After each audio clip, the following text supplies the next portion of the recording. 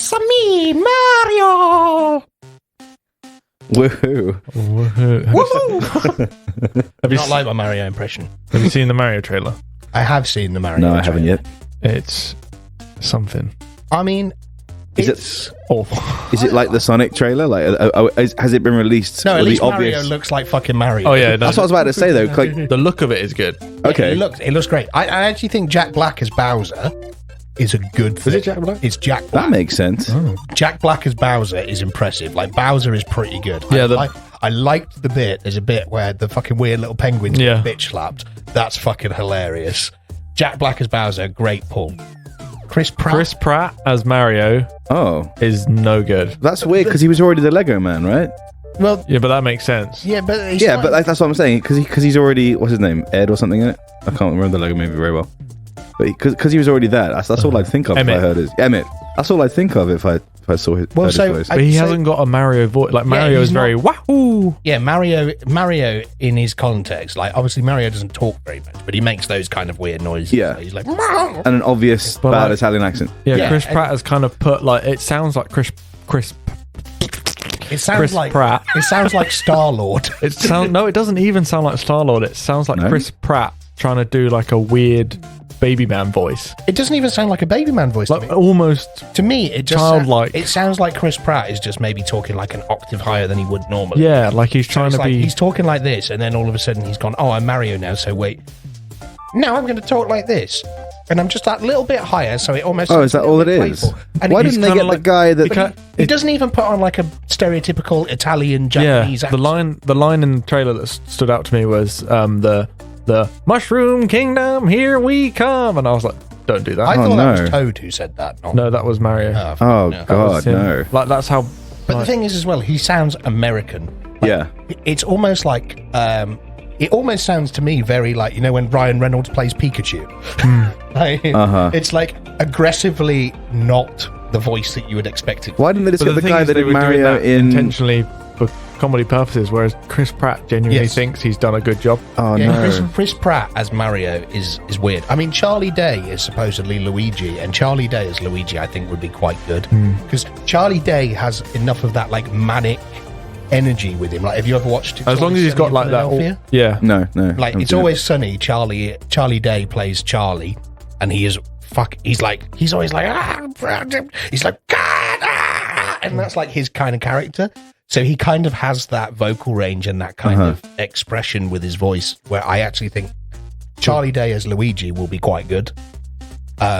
Chris Pratt as Mario, Just doesn't work for me. no. Sounds strange. Like- I want like to see. at I want to first- see the trailer now. When it was announced, I was kind of like, well, he could do all right, but he's really not. What's with video game movies? Like Sonic the Hedgehog, I thought, well, Sonic's been struggling for a while. A movie might do it. Okay, they had that abortion of Sonic in the first attempt. But let me remember the just time roll we- back to that, right? I think that was a genius play. Yeah. I don't think it was. I don't think it was unintentional. Quite possibly. I think they already had the real Sonic in the bag. They said, let's release this shocking one. It'll get on all the front of the papers. To be It'll fair, get in the news. yeah. Everyone will talk about it and share it and say, look how shit Sonic looks. And we'll look like heroes when we put his eyes back together. I mean, Like, that could well be the case. And I think if it so, was. that is genius. Yeah, it's genius. I If think. I not- honestly think that's what they did. It was too quick of a turnaround. If Marketing. not, we can always take pride in the time the internet bullied a movie studio. Yeah.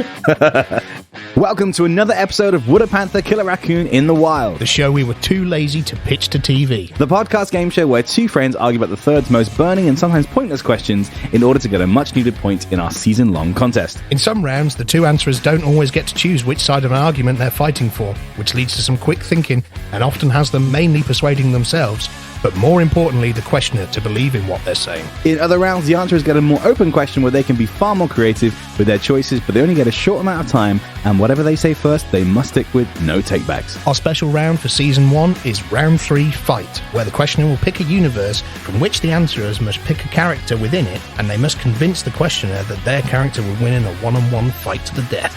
That's the game. Well done, Dan. Hello and welcome back to Would a Panther Kill a Raccoon in the Wild. We are on episode number 8, Acht, as the Germans say.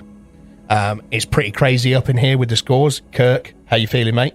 Devastated, man. Devastated. That's because Kirk's on a measly 5 points.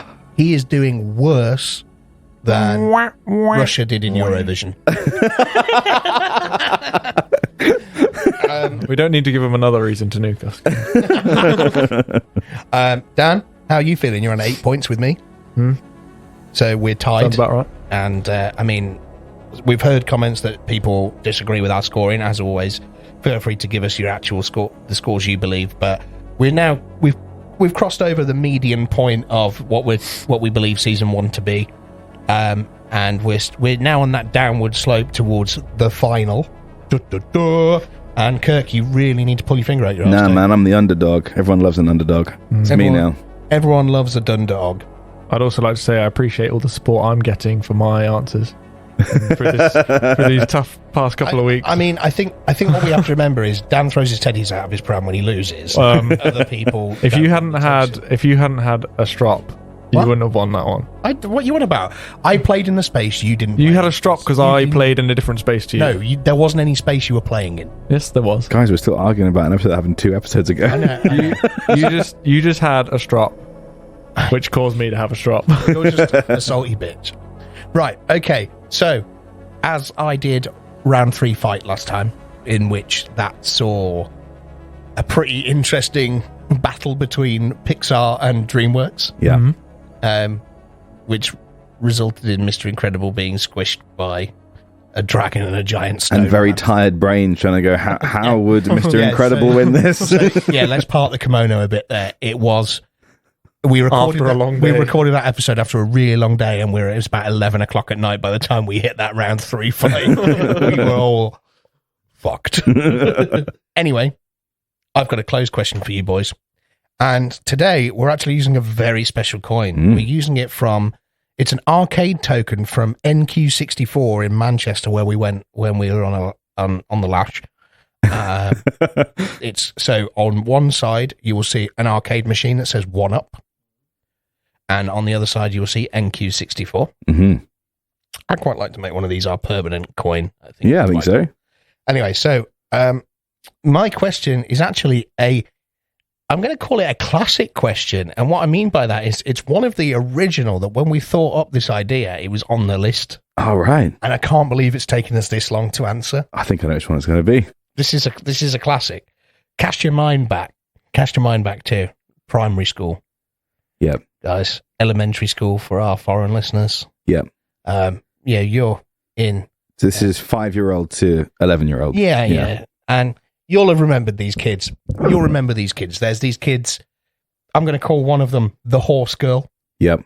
So, all their books, horses, all their toys, unicorns, My Little Pony obsessed. I just think when you say that of Toy Story 2, the girl that used to have Jessie. Yeah. Her. Oh, God, yeah. That kind of thing.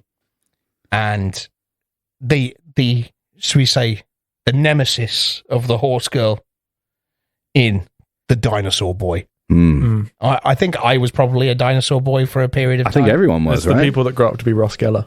It's the people that don't grow out of it grow up to be Ross Geller. Oh, yeah. For me, like, dinosaurs were cool and shit, but But were they cool? Because when you're at school and you're doing all this boring stuff like maths and whatever, and you finally get into a history lesson where you learn about something that used to eat things. I don't think it was history. I think it was science. Sure, science. I think I ever learned about dinosaurs at school. You didn't? Oh no, I did a good. I remember doing it was a good, never good time on the curriculum. Oh, really? What a sad childhood that To be was. fair, I was obsessed with like ancient Romans and Yes, I loved. Yeah, we did that too. That's the cool I stuff. went through a phase in like year 6 where I collected Egyptology. I think yes, It was 5 for me. most- Yep. It was the most depressing thing when I chose history as one of my GCSEs, and they went, "We're going to learn about America in the 1920s and the suffragettes," and I was like, "I'm going to hate this for the entire time." That's so. So you wanted to study classic civilizations, basically. I wanted to study cool stuff, Yeah. like ancient history. not boring politics. I watched complete sidetrack already. I watched a really interesting documentary on the Plantagenets. What's that? Jesus Christ. They were the kings and queens of England from like William the Conqueror to Oh, right, yeah. War of the Roses. Yeah. So even that stuff, I didn't find that interesting. Oh, Anything no, I didn't British, find that I just interesting. didn't care about. Really? I didn't care about like Victorians. The I didn't care Plantagenets about are really Tudors. interesting. We've got the richest history of like kind of medieval, but like not. But honestly, it's worth doing some stuff like looking into the Plantagenets because it's like real life Game of Thrones. Perhaps we should do a history episode. Yeah, we'll bring it up. Who would win in a fight, the Tudors or the Plantagenets? Right. So horse girls, dinosaur boys. Right. Yeah. Back to the question at hand. Back to the question at hand.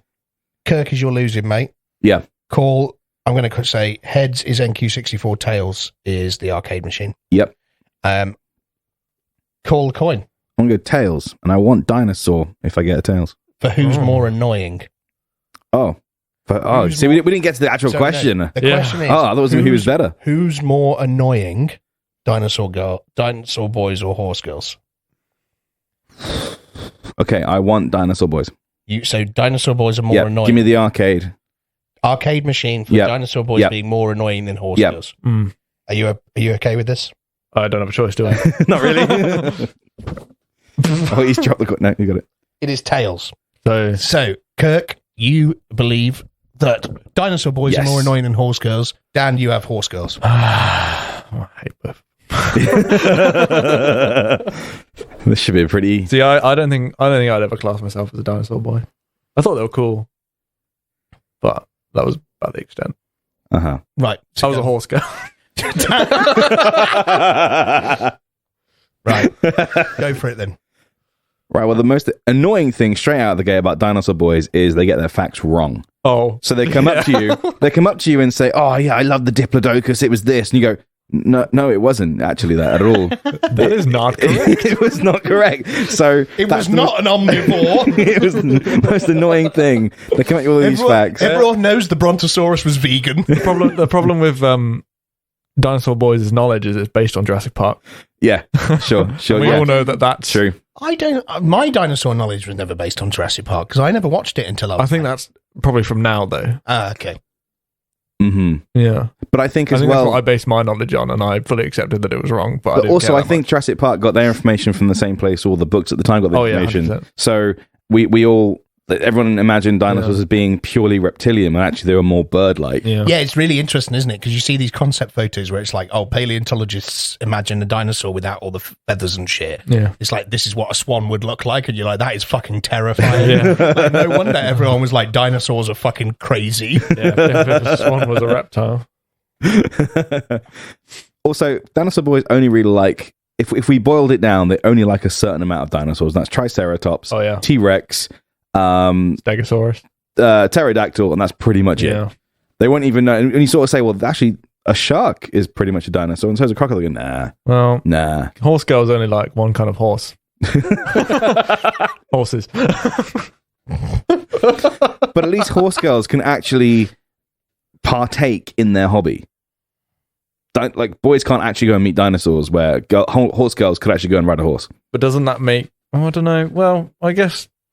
So when you have a conversation, you can be like, "Oh, have you ever ridden a horse?" And they go, "Oh yeah." And you go, "Oh, sweet." No, because most of them will go, they'll tell you anyway. You don't have to ask them. That's true. They will tell you, I ride horses. I got to ride a horse when I was 4. And it was a very big horse, and it was stripy, and it was called a zebra. At the very rare chance that this person's ever going to... I'm not going to name drop. This person will listen to this podcast. There was someone at our uni that was a horse girl. She didn't grow out of it, and she used to post all the time on her Facebook about how she was riding a horse and all this. Did she own horses? I don't know if she owned them.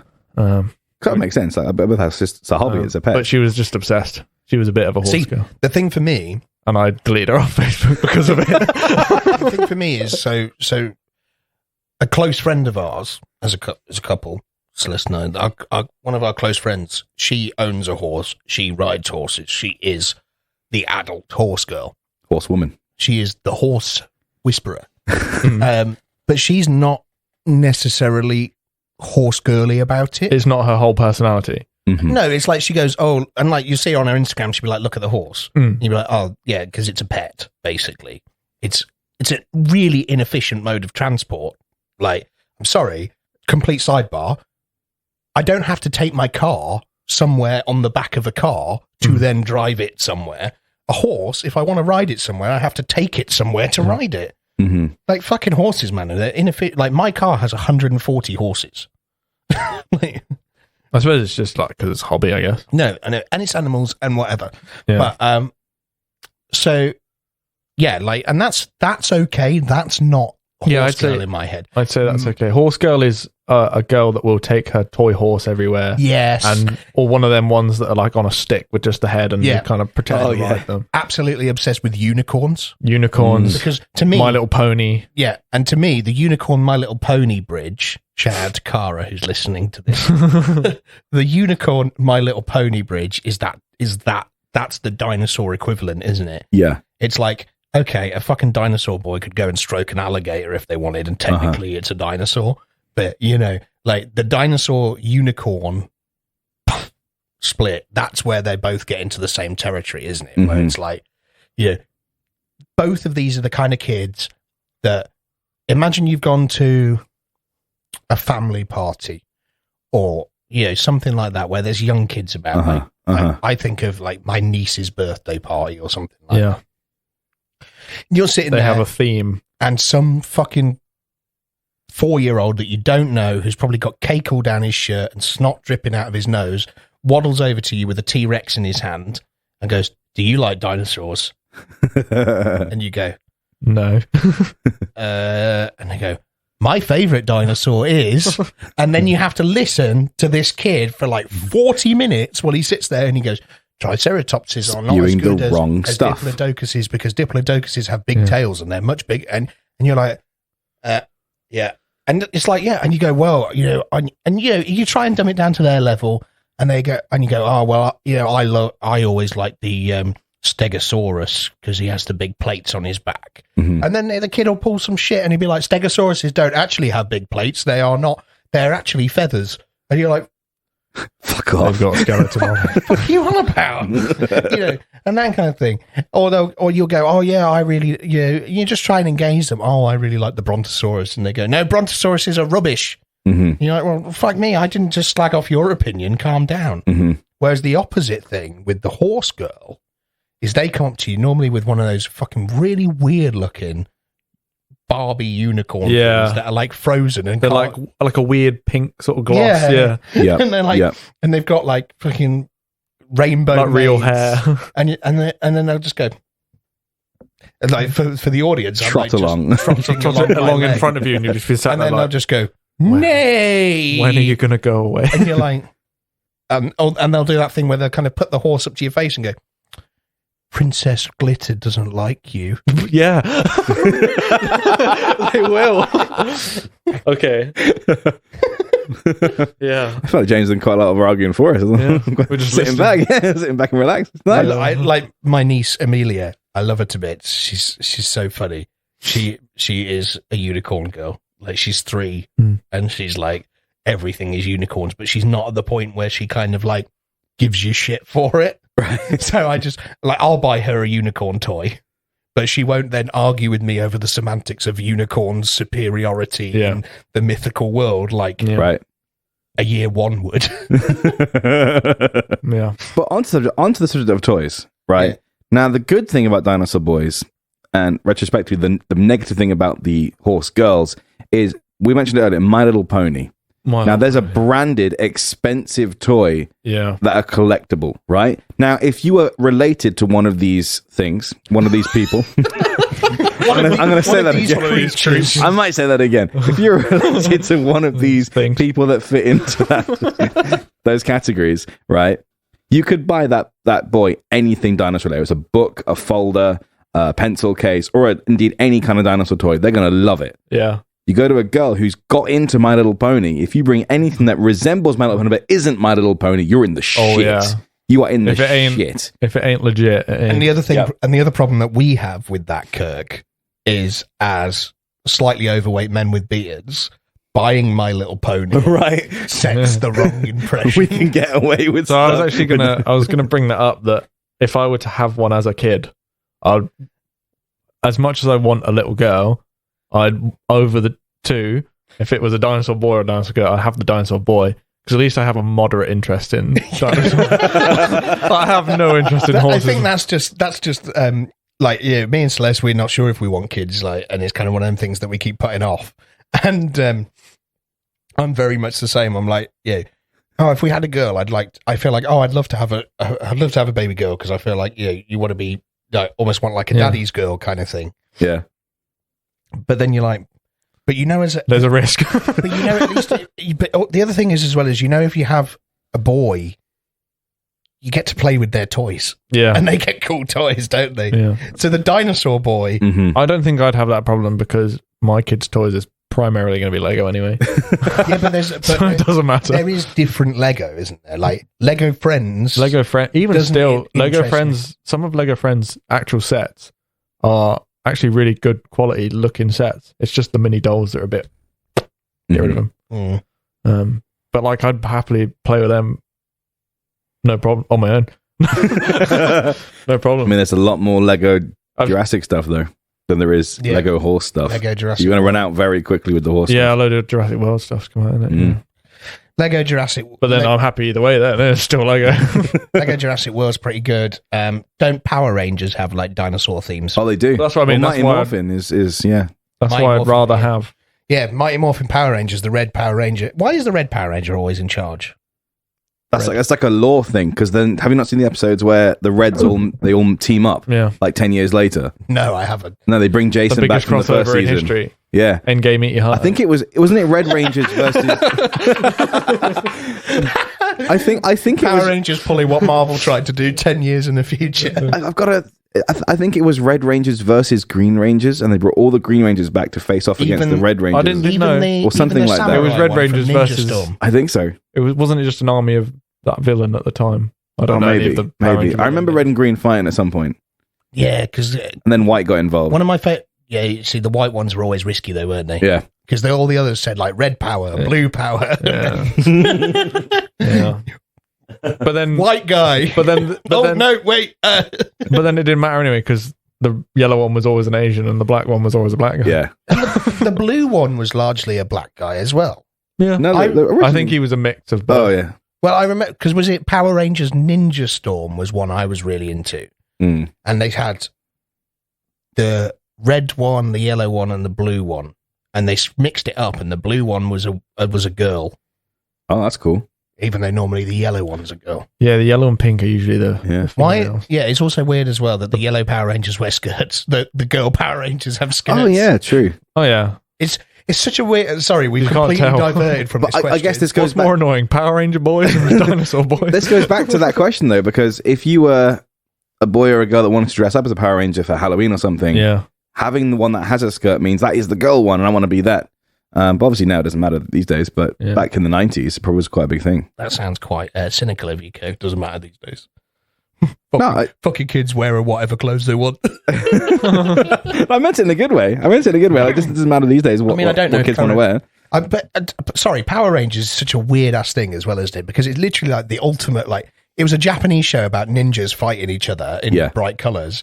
In the middle of the day. Yeah. And then it was like, they just went, oh, we're going to make a fucking, Dawson's Creek combined with ninjas. But do you know what's most funny about it, especially the original series, is that they kept every outdoor shot you see was shot in Japan. Yeah. And it's someone else under the suit, and they only shot in a studio, the American stuff. Yeah, and then that's what I mean. It's so funny. So it's basically this Japanese show that they went, well, it's not going to make any sense to kids. No.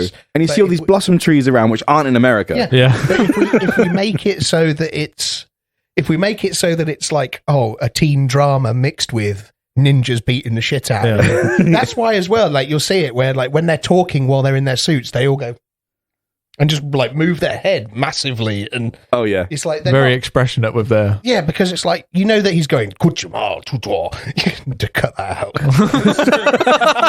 We have no idea what that means, but I want to find out later. He's like, kuchima tutor. But he's like, like Mitaboru konnichiwa, and then like he's like, and the guy's like, oh my god, Steve. It is a really. I've realised that's always a long sentence, and the guy's still doing this while he's like. It's so true. And the guy's still nodding and moving his head. Why have I just noticed this now? And they're like, Tracy, what are you doing? And his head's still moving for another 30 seconds afterwards. I think my favourite one to watch, have you watched Shaolin Soccer? Yes. Yeah. That one, because they'd be like fully shouting, but the voice actor doing the dub won't be quite committing to it. Hey, you! Like they'll have like the full on like shouting expression, like telling them to like bugger off or whatever. But it'll be like, oh, get out of here. But it's like I always got confused because is it 4Kids that do all the like anime dubs for American and English audiences? So like Pokemon and stuff. Well, it's the same group of people. Yeah, like number 4Kids animation or something it's called, and they do I see what you mean. Yeah, like they take all the anime stuff and then do the English dub, right? Which is what you see on Disney Channel or whatever. It always makes me laugh that there's stuff that they eat or whatever, and it is not at all like they're like Brock from Pokemon will be like, oh look, I made everybody jelly donuts, and they're eating fucking rice balls. Yeah. Close enough. It's like it's sushi. It's like jelly donuts. Anyway, to go back to our original point. Yeah. What were we talking about? Horse girls are better than dinosaur boys. Here's the thing.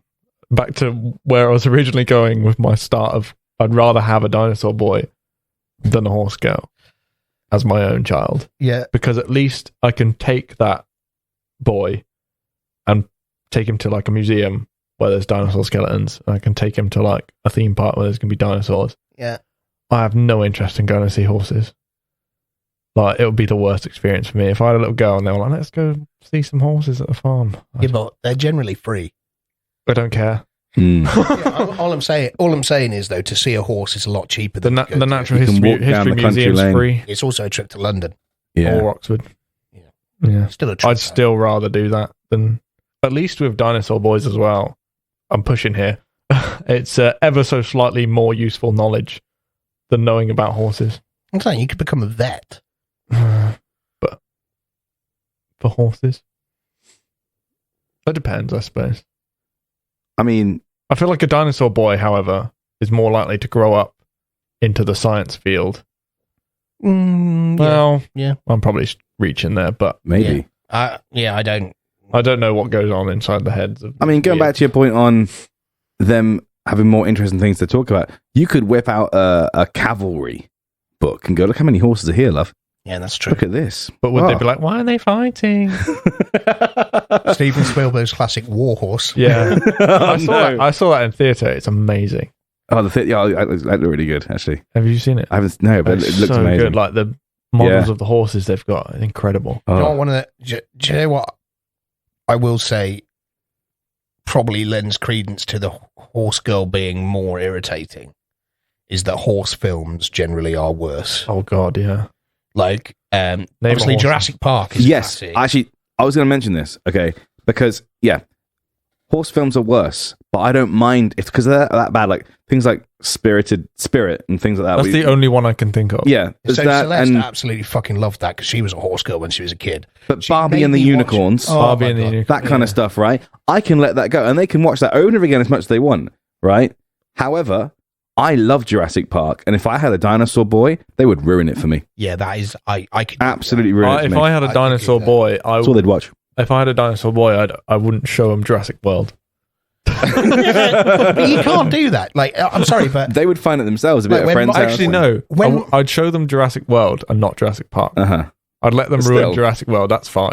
No, because Jurassic Park. I'd be like, no, that's an old film. You don't want to watch that. But you see, that's part of the problem, and that's a massive point, Kirk. And I'm going to really.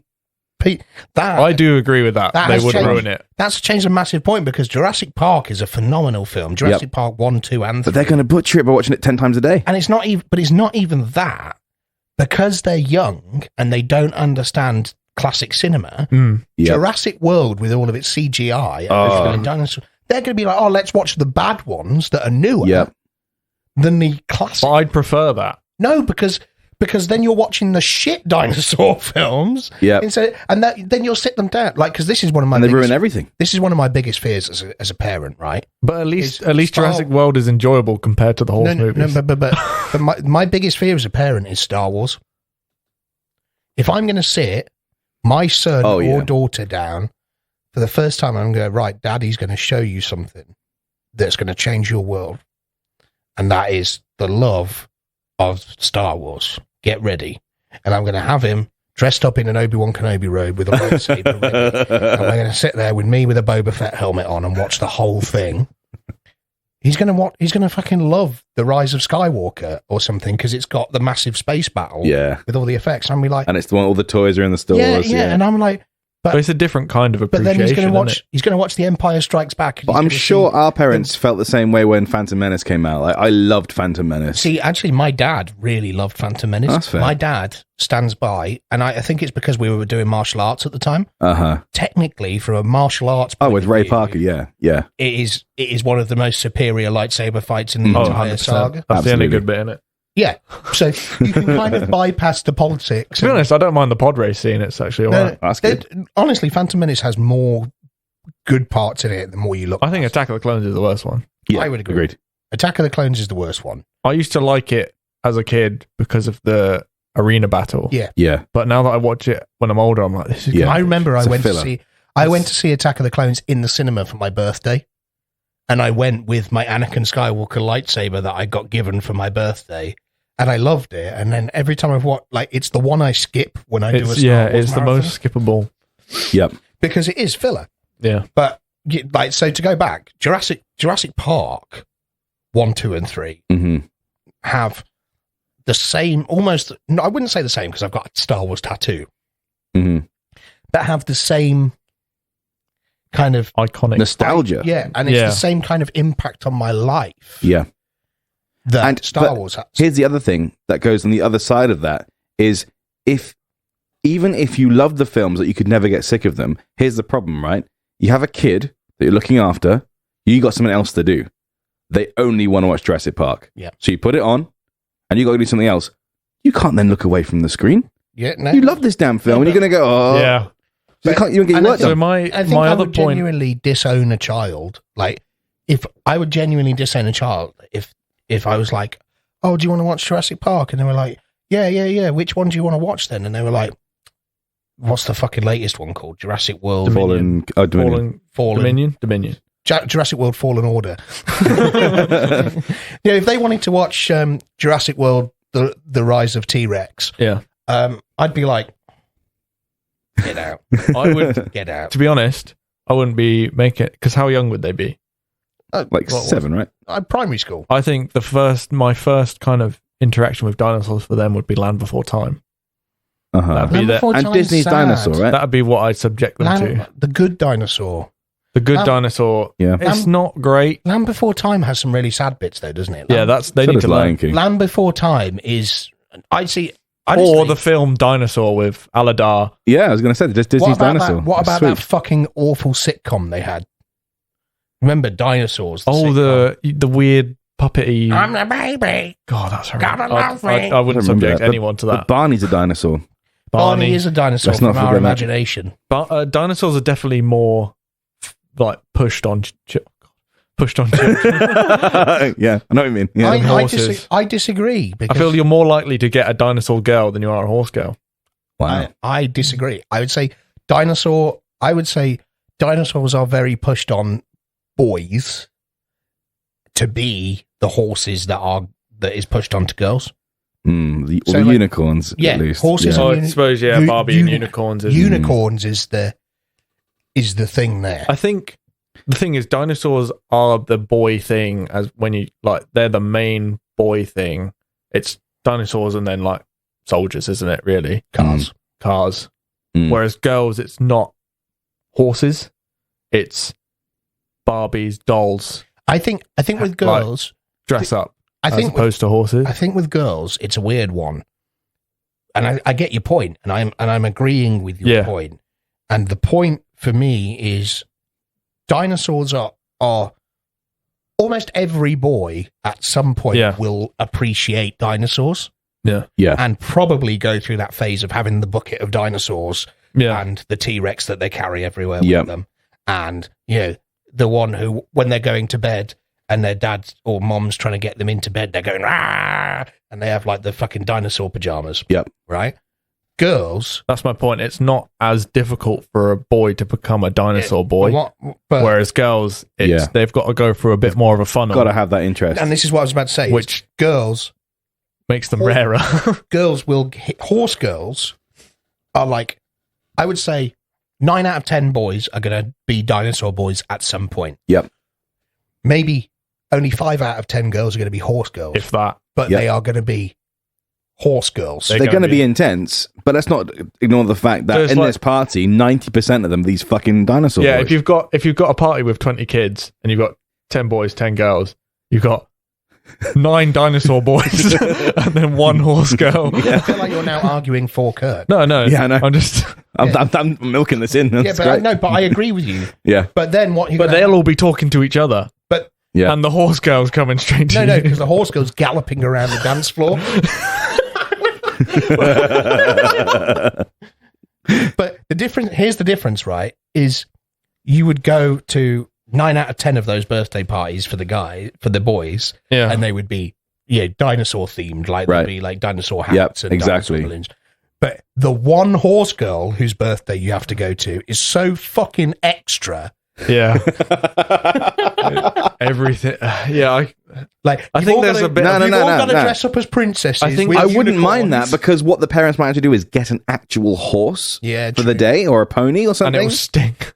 A pony, then. It's only a day, right? They can't bring a dinosaur to a dinosaur party. To be fair, it's pretty like they can have a reptile man come in. Props to my sister.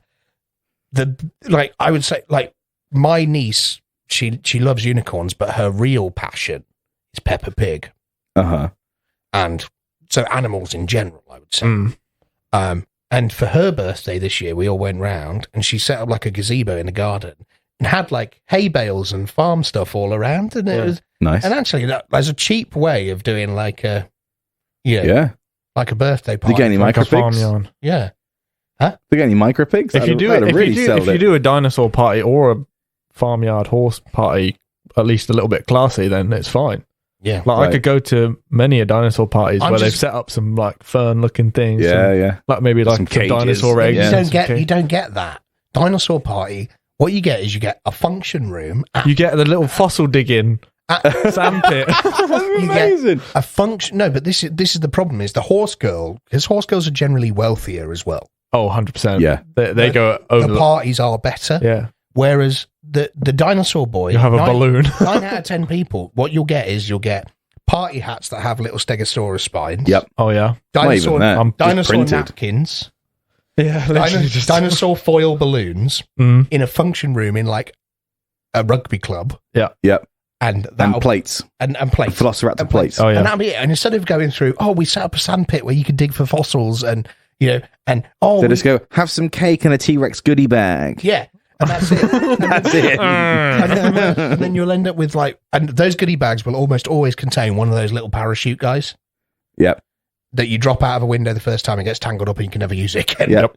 I always wanted to. Another point for me. I always wanted to put one of them for some reason down an airplane toilet. Do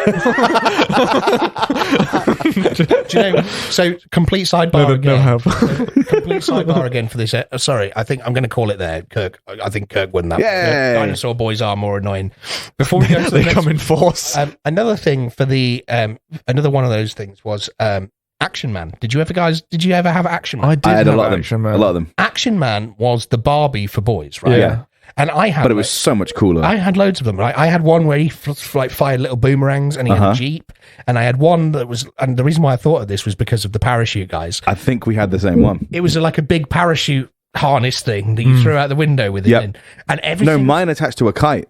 Oh no, mine came with a kite, and once the kite got to a certain angle, it then launched. No. Oh, it was cool. I had mine was a classic like Action Man with like blue camo fatigues. Oh no, mine wasn't that. He had a little harness with an Action Man parachute. I used to throw him out my bedroom window. He'd land and immediately get tangled. So my dad would have to spend like 45 minutes just for you to do it, just to run back upstairs. I had one Action Man with stubble. Yeah. Did I have that? It was weird. I'm not sure I like that. It was like felt. Yeah, it was really weird, rough felt. Weird. Oh. Yeah. Action Man's super old, you know. Like my dad had Action Man. Yeah. But like, did you ever have the Action Man PS1 game? No. It was sick. It was like GTA. Oh, really? It was like GTA with the cars, and you had missions. You go to your base, and then the person in the chair would say, "Oh man, you got to get to this thing on the other side of town. You had to drive through town, avoiding all obstacles. And once you get there, your car had like machine guns in it. It was awesome. One of the Action Man. I think it was called Action Man First Strike. I think it was called. What was the bad guy? Dr. X. Yeah, Yeah. I had a figure of him. And I had one, and he had like a green hand that span round with a chain on it. And I had him, but he came with a weird shark mech thing that you could put. He'd be sat in it like this, like fully flat, like with his arms up. Scuba diver action, man. One of the other things I had was it was like a blue sports car SUV thing that had like rocket launchers on it and a machine gun on the back. But I distinctly remember having some fucking weird shit with that. Like, it was so bizarre, some of the stuff that you could get for Action Man. But then the video game, you just reminded me of. Do you remember the film Small Soldiers? Yes, what a film. Do you remember the video game that came from the film? I have not played that, no. PS1 Small Soldiers was I need to play this. Do you remember Small Soldiers? No. It was like a it was the like, best. You got to see it. Imagine Toy Story mixed with Home Alone. Mixed with Chucky. Mixed with Chucky. Like, it was like, basically, it was like Toy Story in the sense the toys were alive, but they were literally like two factions of toys having wars. But it was so ahead of its time because I actually watched it recently. And I think it's older than Toy Story, isn't it? It is. It's 93, I believe, or 94. Yeah. And the thing is about the whole concept of it, I'm going to spoil the first 10 minutes for you, which is the fact that these big corporation it reminds dudes. me of Gremlins. Yeah, it is very much similar kind of era. These big suit guys go into a boardroom with this toy company. They say, we've got this new microchip that goes into these toys and it makes them just more fun and more extreme. And however, this microchip is like an early army prototype of AI. Oh, yeah. So they've put army AI in these army soldiers to make them think like army. They come alive with this AI and start taking out the world. It's fucking awesome. And then like have full scale wars while there's like looking for what the other guys called. They look for those guys. They look like Argons or something. Yeah, they look a bit like Klingons to a degree. You know what I mean? Yeah. They're like aliens. Yeah. And they're the good guys, aren't they? Yeah. And it's like you know, he's like, I can't remember the kid who's involved in it. What's the kid's name? I want to say Timmy, but I'm not sure. Something like that. But it's like he's like, Timmy, we need to stop the army guys, and they're all like, and like so they get the Argons or whatever they're. I think they're called Argons. Get the help of the kid. Yeah, and then like you've got this guy. He's like proper like army general type, you know, fucking box haircut. He's like, you will do what I say, soldier. He's like a little fucking action man. Gorgonites. Oh, sorry. I have to watch that. Major Chip Hazard. Yeah. Is the main soldier Major dude. Chip. It's like Arnold Schwarzenegger, and it's amazing. It's incredible. And Kirsten Dunst in it as well. I never even like registered Chip Hazard as like a microchip. Major Chip. That's so 90s. And obviously the Trip Hazard feel as well, right? Yeah. The play. Right. So, Kirk, congratulations. No longer on 5 points. You're on 6. You're still 2 behind. So at the start of that question, I was kind of like, well, I don't know which one is more annoying. And the more we talked about it, I was like, I hate dinosaur boys. So you immediately forfeited the point because you agreed with Kirk. I'm pretty sure at one point I was fighting in his favour. Yeah, like you were both, at one point you were like, dinosaur boys are cooler, horse girls are cooler. And I was like, how the turns have tabled. We both went out of the gate with like, we hate both. Yeah. Which one do we hate? I think at the end of that round we've established that the worst would be dinosaur girls. Yeah. or horse boys. Right, so that's the closed question done. Yep. So it's down to Kyrgyzstan with the open question. Got an open question. So, okay, here we go. Open question. Let's connect so we just talked about girls that liked horses and unicorns and things. This kind of relates to them. So you're still at this party. However, you're both there, right? And you're at this horse girl party and you're so bored, you're going to have a chat yourself. And next to you, the parents couldn't quite find any unicorn-themed plates or cups, so they bought Disney Princess instead. Oh, nice. While you're there, one of you asked the other, which Disney princess would make the best MI5 agent? MI5, not MI6. Can I establish some... We'll go get MI6. We'll make it more high profile. True princess or what Disney classes as princess? Disney classes princess. I know what you mean. I'll take anything that in the Disney parade of the princesses, anything that would go in that parade. Mulan. Okay. Does Mulan count because he's not dead? Yes. Yeah, for sure. If you need help, I can... I'm just trying to think of some... I can list a load for you if you like. Elsa would be a pretty good shout. I Elsa. think, if she gets the powers. What's the girl from Brave called? Merida. Does she count? Yeah. She counts. Yeah, she counts. I think your best option, I'll help you out because my knowledge of Disney is pretty good. You've got Elsa, Anna. Can I just pause a second? Dan knows something, right? I'm going to leave out Snow White. Useless. No, I can't Snow White. Yeah, so you got your Elsa, Anna, Merida, Moana. Does she count? Yep. Oh, Moana's. Then you got your classics like Belle, Sleeping Beauty, Cinderella, Mulan, as I said. Pocahontas, does she count? Yep. Meg from Hercules. Yep, she counts. Rapunzel. There's lots to choose from. Did I say Tiana? Not yet, but you have now. Princess and the Frog. Mm-hmm. I'm in a toss up between. There's no good going with any of the classics. I'm in a toss up between Elsa and Merida. They're probably your best bets, I think. I just think about Merida would have been my probably second choice. And when we say MI6 or MI5, whatever, they have to be like Bond basically and be able to blend into crowds, get the job done, and get out. Yeah, and I think it depends on the time period to start with, because obviously Brave is like prehistoric, isn't it? Yeah. Yeah. But we're going to say that they exist. It's relative modern. that they exist now. Okay. Yeah. So and they have to pull off. Let's say they have to pull off a James Bond mission in the 90s. Let's say that. I'm still probably going to back Elsa. Okay.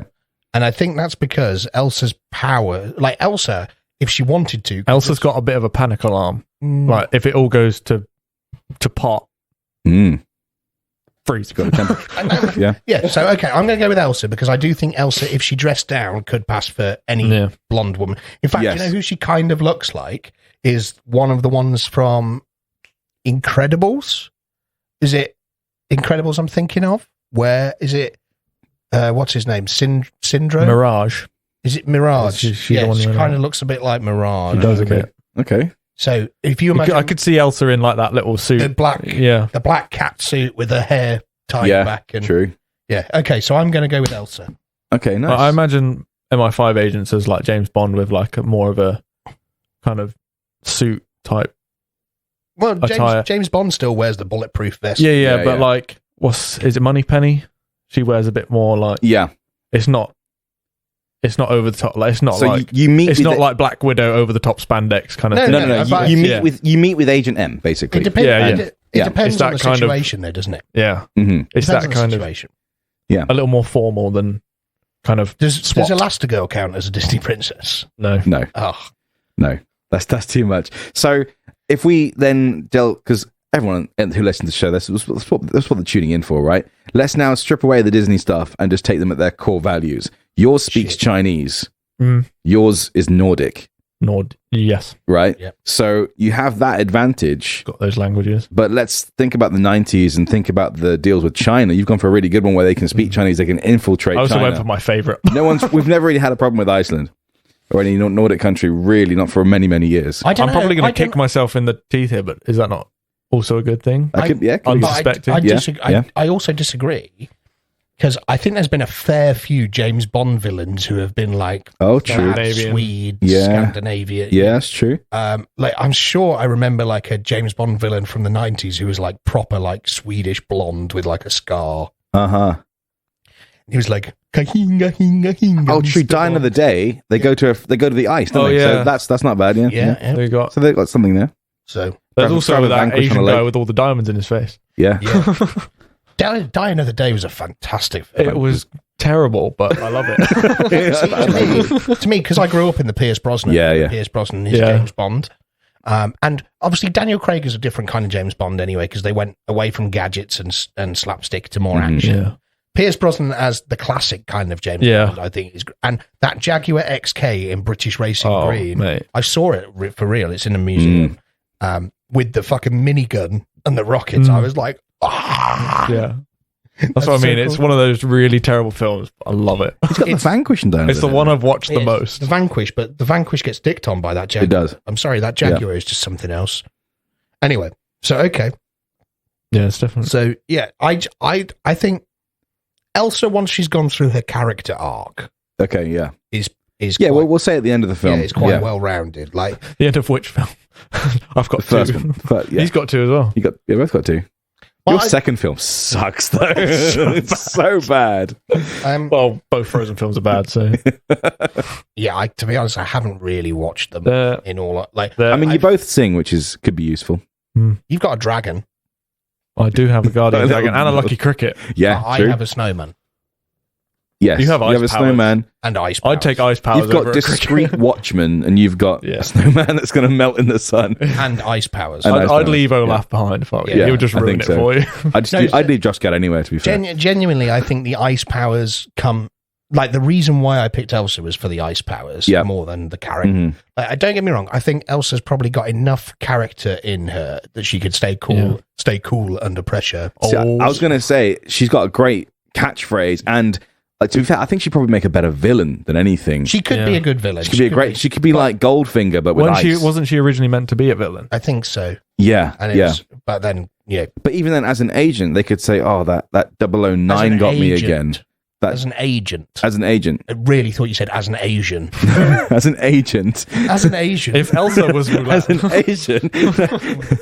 But like, I actually think though, there's a big part of it that you kind of almost don't, or you do think about with the ice powers, but think about the classic James Bond gadgets of like, lock picking, laser watches, all those. Most of those things could be purely defeated by ice. Like a door lock. Most door locks you could probably get into if you manage. If you just freeze it, freeze the mechanism, and then just impact it. It's not very discreet though, because they know where you've come from, It and they is. know, and they know where you've gone. It's not discreet in that sense, but it's very quiet. Right.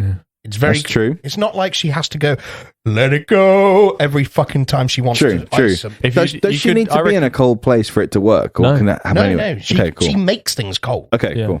So like, and I think, yes, okay, you were kind of leaving a trail, Yeah. but you've also got then okay, room full of security guards. They all kind of kick the door to go get down. She just goes frozen.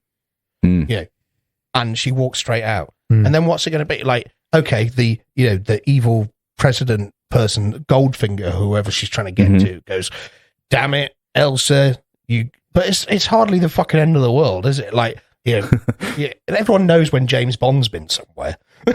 Yeah. Because he fucking drives those Aston Martins straight through. And the he fucking shagged every building. girl along the way. Yeah. It's like this trail of babies. it's just like no. Is that the You all look like Pierce Brosnan. episode name? Yeah, Trail of Babies.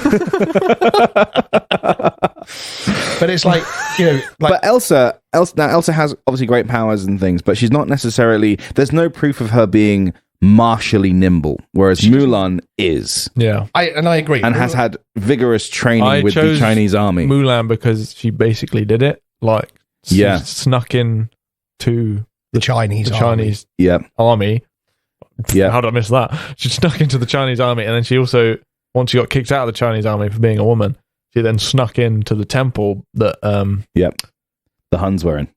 Shulan Yu, what's his name? Shan Yu had control of. And that's fair enough. So she's basically done an MI. True, she has. It was really there racist is something on her CV that she has infiltrated a government building. But I also think ice powers come in more in handy than you think. More in handy because she has the power to freeze. She has the power to thaw. Yes, as well, right? Yes. So let's say electronic keypad needs some. Oh, you can get the fingerprints. She can get the ice in, and then with electronics, she can get the ice in, and then melt it and cause it to short circuit. Because those things aren't designed to handle extreme temperatures. No. And then she's not even really leaving a trail with electronics. Right. She's just leaving broken electronics. Yeah. No one's going to go, oh, it was that ice bitch. Yeah. Everyone's going to go short circuit. But it's still leaving a trail, though, if there's a bunch of broken electronics. Yeah, but that's going to happen with any espionage, really, isn't it? Like, even if James Bond hacks into something, like, you're going to know eventually it's been hacked. Yeah. And all I'm saying... To be fair, yeah, what's Mulan doing? Obviously, Mulan's jumping over walls and stuff. She can do that nice and easily. Well, how is she getting into these same... Let's say there's this castle in the middle of Germany somewhere, and it's locked up to shit. How are you getting in? Lucky Cricket. You got Lucky Cricket can get you in, yeah. Lucky and Mushu, yeah. I mean, Mushu. Elsa, if she wants to scale a wall, she stands there, Makes a stairway. Leaves a trail of ice. but then she can thaw it Yeah. behind her. Does She she needs a have flood. Does she have the I'm power sure to she thaw? has the power to thaw. I thought she didn't because Anna froze. I'm sure And she couldn't thaw her out until she loved her truly. Yeah, but once she loves her truly, I'm So sure. if she loves the ice enough. I'm sure by the time she's done 2 films and MI6 training, she's developed the ability. I'm to not thaw. saying it's not true, but Elsa removed the winter curse from Arendelle upon realizing that love will thaw. So she has to Yeah, Just but, to love love it. something. but there's a point where you can train enough. that Okay, you yeah, can- yeah. you know, I'm I like, guess. I'm saying, She hasn't mastered that. At the end of the film, she hasn't mastered that. She's just understood that. but what I'm saying, I'll go with I think small things. Yeah. If you build a big ice wall, there's no chance. okay, And, I'll give even you if the you small did, you're because- leaving a flood behind. Yeah. It's a lot of think ice. but It's- okay, what about how's this for an idea? Climbing a wall by freezing her hands to the wall and then unthawing. So There she like, goes. Oh, like like that. suction cup style, Uh-huh. but like She's freeze, up a freeze, skyscraper. Yeah. thaw. You know, how about that? And then Mhm. then worst case, she's only leaving behind little splodges. I guess the only... That will thaw out Yeah. themselves and just dribble down like the side of the wall. I guess your only weakness would be that if Goldfinger was Flame Finger, right? Oh yeah, if there's And a flamethrower. if this guy loves fire, There's a flamethrower involved. Oh, they're probably not going to send you. I know, if there's Elsa, we have information that detects that Goldfinger might have a flamethrower behind there. Call Mulan. someone else could deal with that. Someone else. Fuck that shit, I'm out. She's got Mushu. Just let him deal with it. Where's the bitch with the dragon? Why have you sent me? What's your weapon of choice? James, I've got one in mind for you. A Walther PP9K. I feel like if it's more modern times, Yeah. Mulan would have trained up to use like a handgun Handguns, yeah. Okay, Yeah. cool. I don't know. Silenced handgun. with a little knife. She'd have a little knife. Yeah, I truly think that In Mulan case it gets hand to hand. would still be more in the melee world. She'd preserve her ammo. Be Definitely. quieter. I could imagine Mulan having some kind of like Ammo almost preservation. like Size. a staff, throwing knives. almost like a staff that could separate with like a chain. Massive So- nunchucks. type No, thing. but like it's one piece, almost like a staff. You could fight with it, but then if somebody comes through, you could almost like a piano wire, like you separate it. Oh, Almost yeah. like Daredevil. Yeah, kind of Oh, Daredevil. I like that. I guess yeah. I was thinking maybe like size, like Electra. I think that's stereotypical. I think That's racist. Size are Japanese. No, they are Chinese. They are. Are they? I don't think even so. know. I'm sure size. But I are was Chinese. thinking of Electra, Yeah. like also from Daredevil. Yeah, like, yeah. That's Yeah. cool. that That's kind cool. of thing. But I do like, she'd have something little like that, but they wouldn't be her primary But, go-to. but you see, the other thing as well is if you had that kind of staff with the piano wire, you could probably design it in such a way it folds out. I think a little more concealed. Yeah, so than a, it's Mhm. almost like you pull it out and it Yeah. kind of snaps. but then, Okay. like her. I like all these points so far. They're both pretty solid. I'm now going to turn this into In terms of Elsa's weapon, Whatever you, she can yeah, you said you go had, Sub-Zero on. you had an idea. I'm intrigued to see what your thought. well. The thing is the idea would help you win if you thought of this kind of thing. Right. So I'll reveal it at the end if you don't think of it. right. So now I'm going to turn this into a bit of a round three, where Would you I be think- like Sub-Zero where he does the hand movement and a sword appears? be cool. that would be cool. It was really I cool. actually think Elsa's weapon would probably be something that generates heat, Ah. because to kind of play on the ice versus heat thing. a hairdryer. No, more along the flamethrower kind of thing, because you could freeze somebody and then essentially just turn them into a pool of water. Nice. Because and I almost think that would be. That would be cool. So you could. I and feel you like could you're undo losing own stuff. your stealth. Yeah, that's You have got this that's massive true. tank on your back now. Yeah, That's very true. Maybe more. It's a bit risky to bring something that when you're going for kind of projectile gas. Oh, do you know what? I think Elsa could really rock well. Assassin's Creed style hidden blades, Yeah. Or like in the like on where under it like shoots out. yeah. What's The one from Assassin's Creed Unity, the Phantom blade that had a crossbow built in? Oh, nice. Yeah, yeah. I think that could really. I think That could be Elsa a weapon of could rock choice. And she'd never run out of ice projectiles. Yeah, because she can make little icicles that fire out. And I'm helping him here. They stab them and then melt. Yeah. Everyone knows you should use an icicle to stab people. Is that what? Unfortunately, Danny just did your undoing there. I'm getting into the conversation too much. It was too good. I'm enjoying it. I was going to say Elsa can make blades that don't leave any evidence. But so she can essentially rock a hidden blade without even needing it. She could literally just make icicles form outside of her wrist. So like somebody comes up and they're like, we've got you now. And she's just like, icicle. Whatever the guy in X-Men 3 is called, where the bones come out. Dave. Sure. they come out of his wrists and then detach and he throws them. Yeah. Oh, that's pretty cool. Like that. I mean, could Wolverine do that? Because no. he can't break off his... Wolverines are like... I mean, technically he could just break it off and it'll grow back. That's what I thought. But then back when he was bone. When it was bone, yeah. When it was adamantium, no. Obviously it hurt like hell, but he still would have... Yeah.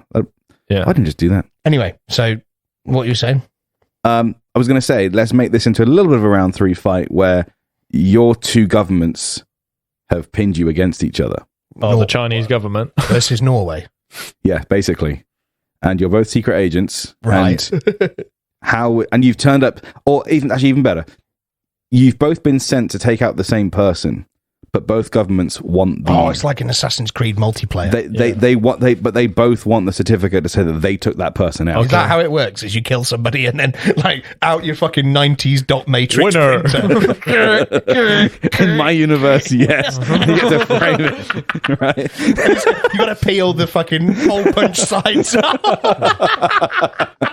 They printed out that your agent... It appears our agent has been successful. Just says congratulations in word art. Right. Your agent is the one that needs to make this happen. How are you slowing the other one down? Right, freezing her.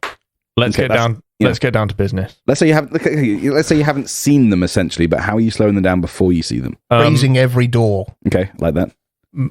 Mushu can defeat ice, but it'll slow you down. It'll slow you down as well. It's not stood there freezing the doors. Then what I could do is freeze the floor and skate on it. And you're assuming that you're getting there before me. I mean, so you've arrived at different sides of the castle at the same time. Right. Okay. It's a castle. It's a German castle. I've already said. Oh, didn't hear we're at this German castle. I didn't hear that bit. And the dude you want is in the middle in the dungeon somewhere. Okay. And so we got to go down. Yeah. Cool. So Cricket is my recon. Like it. Cricket can get in, find out where he is. Yep. Get back and be like, follow me. Mm-hmm. Obviously in his little cricket voice. Mushu is my ice defense. Nice. That I guess I technically wouldn't know I need, but he's coming anyway. Yep. Also the cricket's really lucky, so I got luck on my side. You saw the grandma walk across the road. Yeah, got 3 points happening here. So, and like Domino from Deadpool. And how are you slowing down Elsa? I'm getting to that. Okay.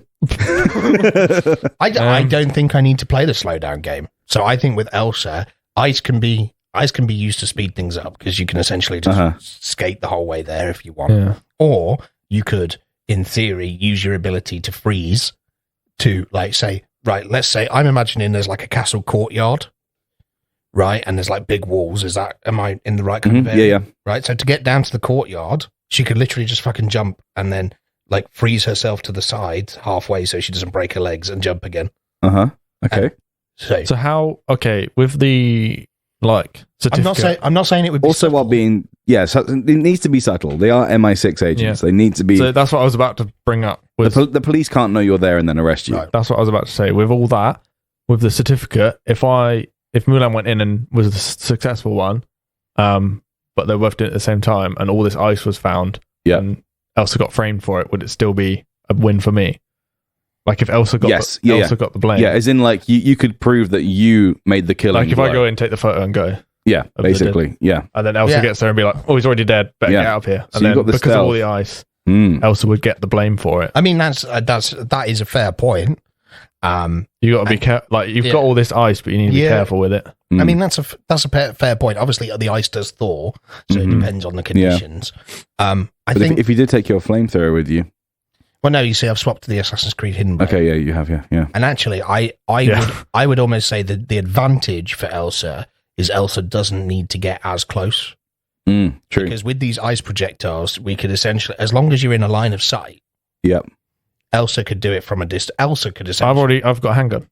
Yeah, but what I'm saying is Elsa could essentially not even need to be in the building. She could be a fucking sniper. I like to imagine this as a movie. Like it's like Bond and Goldeneye against each other, right? Yeah. And I mean, imagine these end credits. The thing is with Mulan is this wouldn't be her last mission, or I could really see it being Elsa's last mission. Yeah.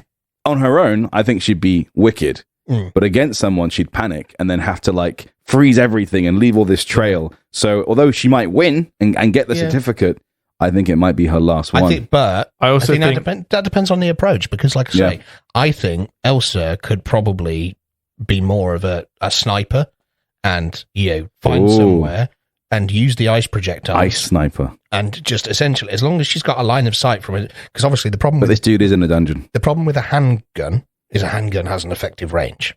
An icicle doesn't have an effective range. Well, it does. Projects in the right way. It's shot in the right way. Like if you shoot an icicle, it's going to slow down. Yeah, but what I'm talking, but it works the same way. But it's not in the same. It doesn't have a defined, because it depends on the shape of the icicle. Yeah. Okay. The force that it comes out. And you couldn't fire like a gun because it would generate too much heat. It'd be a hell of a lot less accurate, wouldn't it? It depends on if you've got magic ice powers or not. Oh, yes. And logically, she could form the icicle really in front of the fucking guy. Yeah. And just go, and it goes an inch at 1 million miles an hour. That'd be so cold, literally. But it'd be cold. That's what I mean. It's like, oh, I like that. Yeah, I do like that. And I think, to raise my last point as well before we lose. Before I lose. And I think the problem is as well with Mushu, like if Mushu's going to be in the game, so to speak, that's not subtle. Like dragons. I mean, he never got detected in the army. No, so no one ever knew. He also convinced an idiot that he was a soldier riding a panda. He also dishonored your cow. Yeah, dishonor on you, dishonor on your cow. Yeah. So, in terms of personality-wise for the two characters, I think you touched on it slightly that Elsa tends to make a lot of mistakes. Like throughout her film, she's not that great at doing things. It takes her a while to kind of rectify any wrongdoings, etc., etc. Whereas Mulan, obviously at the start, she's a bit useless, but she gets all her training. She's literally, let me finish. She gets offered to be general of the Chinese army. She's tasked with protecting are they the granddaughters or daughters of the emperor on a long trail? Yep. And she's up there. Like she is respected. In my opinion, the most powerful female character ever made. Maybe Ripley, but and both are really well known. And I you know what, I fully agree with that. But I actually think in terms of what you were saying about getting caught and blah blah blah, it's all about when. Yeah, because if you can make a quick enough getaway, you've got diplomatic immunity. True. Once you're back safe. Yeah, once you're back in whatever country that is. Yeah. I also think because of Elsa's personality, if she would probably be freezing pretty much any guards that are there. Yeah. So at least they're temporarily disabled, so that speeds her up. Because if there are guards around, she's not having to dispatch them, so to speak. It's literally kind of almost like you don't have to stop running. But also, if she came into contact with either Mulan or anyone from Mulan's entourage, should we say, the immediate reaction would be freeze them, which would obviously then, you'd probably, when you get home to Norway and Norwegian MI6 or whatever goes, I can't believe you've frozen a Chinese agent, we're going to have a diplomatic incident. Yeah. That's one thing. That's episode 2 right there. That's one thing. But actually, in the grand scheme of things, she's made it worse for herself, basically. She's made it worse for herself, but that doesn't mean she's not completed the mission. So, yes, there's a mess to deal with, but welcome to the world of diplomatic community. James Bond doesn't sneak in places all the time. James Bond gets fucking rockets. Yeah. Like, look at the fucking end of No Time to Die, where he literally gets a missile launched. Yeah. James, I feel like however, the emphasis you've put on so far about subtlety is not working in that favor. I mean, I'm not saying that Elsa would be the most subtle agent, but I feel like in the way that James Bond is kind of James Bond is kind of okay, so she'd make the best James Bond, but not necessarily the best MI6 agent. Yeah. I think with Mulan, her experience, her lucky cricket, and being the most amazing character ever, just makes her. And yeah, it's actually really hard. It is. It is really hard. And I was going with James the whole time, especially with the dagger and the ice dagger and the freezing of locks and electronics. There's a lot of. I think in terms of practicality, it'd definitely be easier for Elsa to. Yeah. If you just like, right, we need to get into this building. Yep. Blah blah blah. Elsa gets in easier. Yep. But if you add the element of getting away, it needs to be getting away, stealth, not being detected. Mulan takes it. To be fair, can't Elsa make pretty much anything out of ice as well? Yeah, but you're missing the point. Is making anything is you're leaving ice. Yeah, but that's fine. But what I'm saying is, Elsa completes the mission and needs to make a quick getaway. She makes a fucking helicopter out of ice. I don't think it'd work. I don't think it works quite well that way. Just gets in. She's just sat in this. She's just sat in this ice helicopter. Like, this was a bad idea. Mulan launches a firework. Oh man, also, guys! If I could give a draw, I would right now. Doesn't it take Elsa a little while if you wanted to build a big scale thing? It takes her a little while to build. Yeah, you're better off just sticking to the small ice skates. Yeah, I think it's really opened my eyes, and I think Elsa would make the best supervillain. But I do think Mulan would make a better MI6. I think well thought though. I also think Merida would make a really good MI6. Yeah. I thought that too, but I think the problem is her youthfulness. Be clumsy. And I was probably, and she can't shake her accent. And I would agree that Let's be honest, that is a thick Scottish accent. I mean, I would have probably, if it's in Scotland, it's fine. I would have probably agreed with Mulan, and if I'd have picked first, I'd have probably gone with Mulan as well. The thing is, the only thing I would disparage is the Chinese government isn't necessarily the most progressive regime in the world. No. But in terms of the reason why I picked Elsa, was because I immediately went down like you could break locks with ice, you could short circuit electric. It was probably the best option. Yeah, it was good. Like with ice, like with the ability to freeze and thaw things, becomes a with any other princess, most of them would be useless.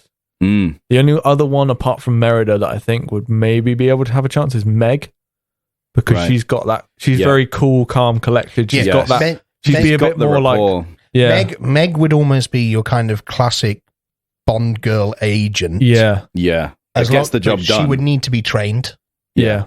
Like you wouldn't be able to take Meg as Meg. She'd be more of a distractive type. Right. I think Meg could probably be trained to be quite a good. Yeah. But she would be very much like, she kind of flutter her eyelashes and show her cleavage to sneak into places and fair play. Yeah. But obviously, as soon as you said Disney Princess... Oh, shit, Princess Leia.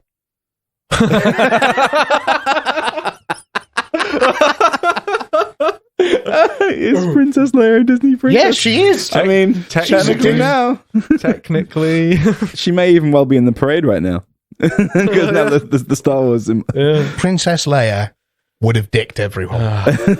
She's already a diplomat. She knows how to use a gun. Yep. She can disguise herself quite readily. She's also force sensitive. She's force sensitive. Fuck me.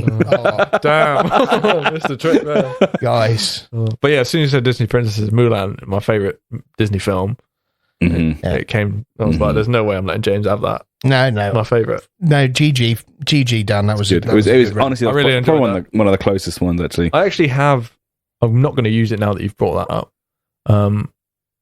It was a round 3 fight, and it was Disney princesses' sidekicks. Like, their little... Yes. There'd be like Mushu, Flounder for Ariel. I never listed The Little Mermaid. Yeah. But she'd useless. She'd have been a bit fucking useless. I don't know. She'd get into play. If it was an underwater heist. Underwater heist, or one of those ships. Sewage. Yeah, or the ship with the pool underneath. Yeah. Like one of those ones. Yeah. She'd be very specific. Very specific. Yeah. Very specific. Like, what's this? Oh, well, so it turns out that... frozen fish. Yeah, it turns out that Scaramanga has a underwater base. Let's send the mermaid. Send the mermaid. I mean, essentially, that's what you'd want, right? You imagine having a team of Disney princesses, each with their own special skill. Do you know what would be fucking hilarious? You know that, the COD Modern Warfare 2, the original Modern Warfare 2, that mission on the oil rig. Yeah. Like, just imagine fucking... Or Battlefield 4. Like, Captain Price and Soap on this little fucking rubber dinghy and aerials alongside. Like, let's go fuck some shit up. And else on the other side, surfing. But this is assuming Ariel can turn from mermaid to human at will. No. I'm talking. She's full mermaid. Yeah, then she can't get onto anywhere. No, she's on the oil rig. She's like sailing. Is she not like Soap and Ghost kick the door down of the oil rig, and she's there pulling bolts out underwater to help it collapse. I see what you mean. I was considering her as the same as like in H2O. Yeah. Or in Splash. Chloe, Emma, Emma, the condensation. Ariel, Flounder, Sebastian. Oh no! What have I just unlocked? Emma. Ursula's out there. Right. Goldfinger.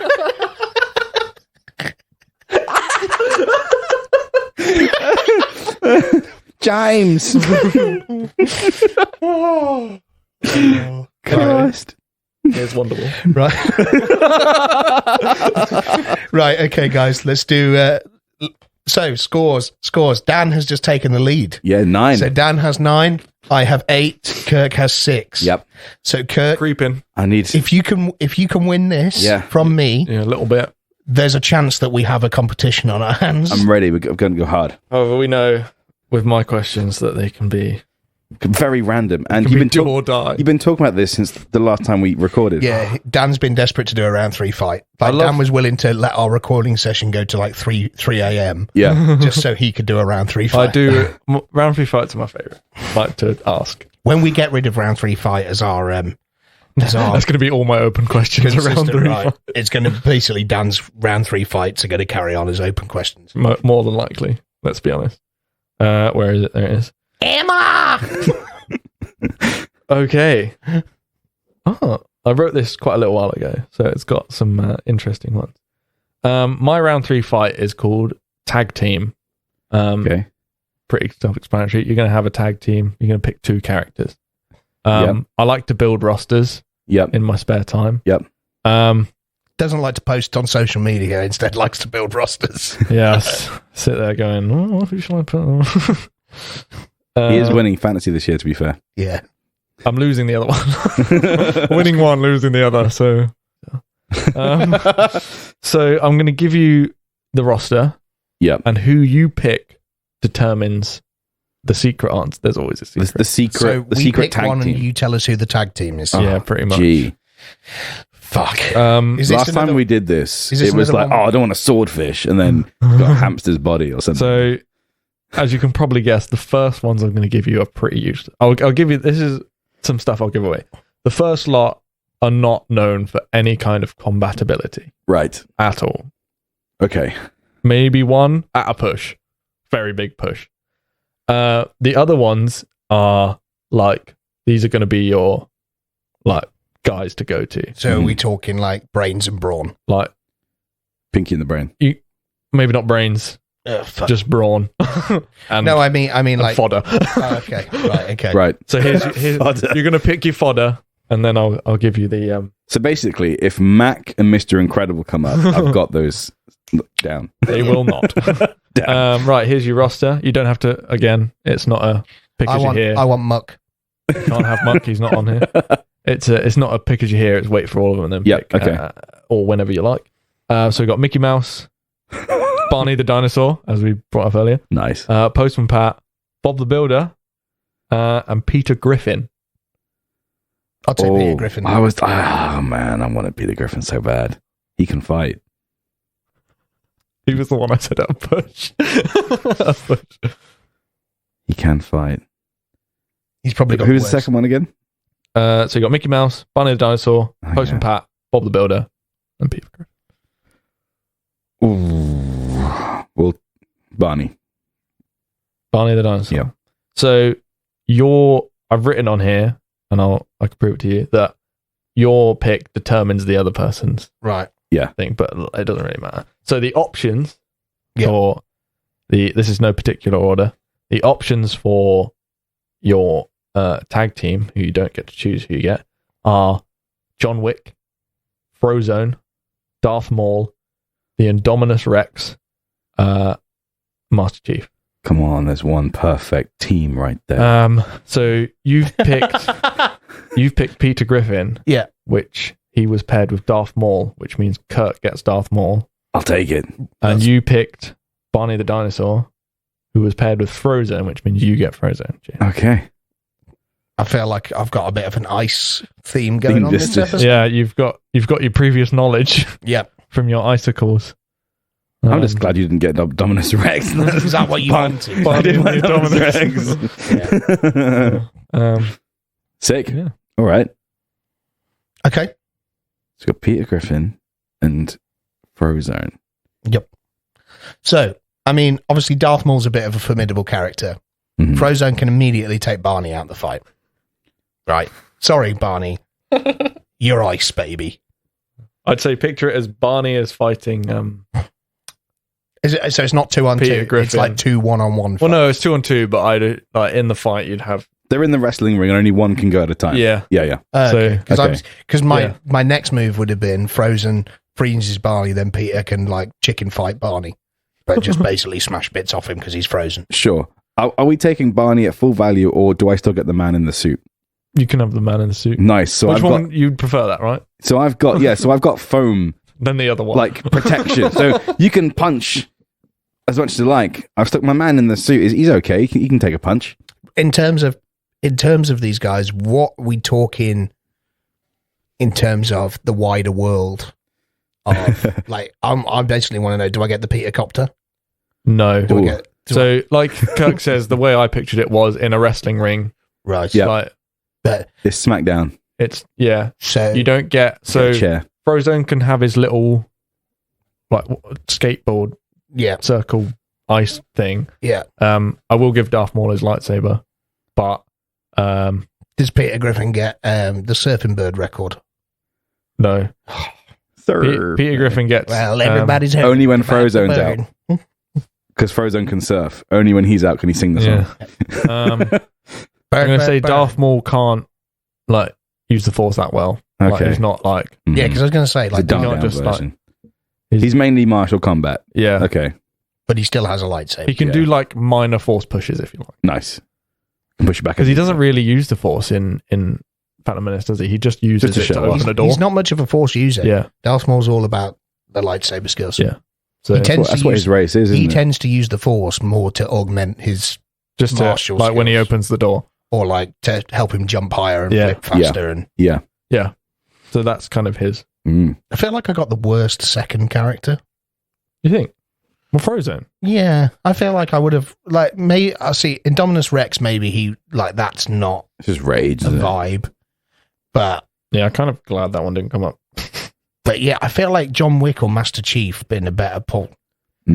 Against Darth Maul. To be fair, Like, yeah. Master Chief against Darth Maul. Oh, no, Master I probably- Chief is well versed in killing aliens. Mm. Yeah. Yeah. Yeah. Yeah. But you got Frozone.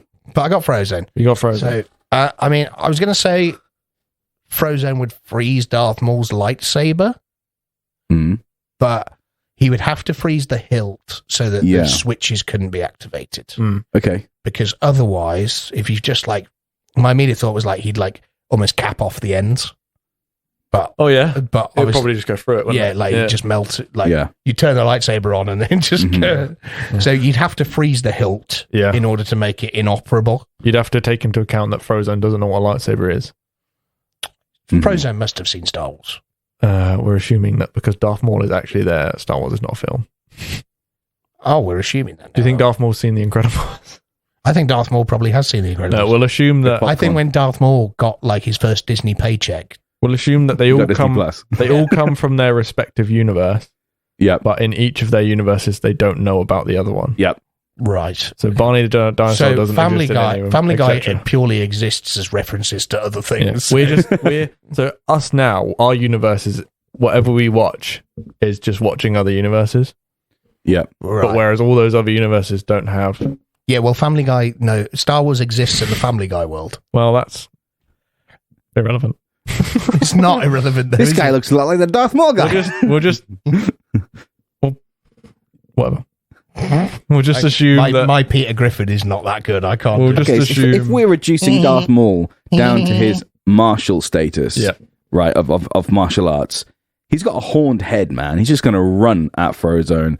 And even if his lightsaber is frozen and he can't undo it right now, he'll eventually like karate chop his way into it. I feel like Frozone would see Darth Maul running.